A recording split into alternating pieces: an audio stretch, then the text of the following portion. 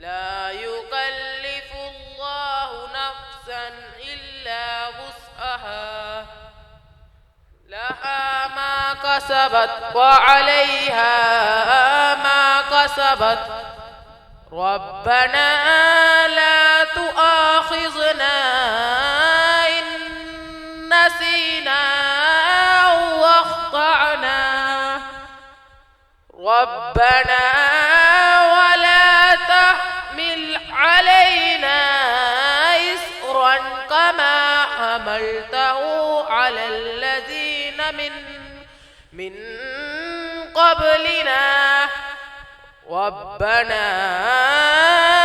ربنا ولا تحملنا ما لا طاقة لنا به واعف عنا واغفر لنا وارحمنا أنت مولانا فانصرنا على القوم الكافرين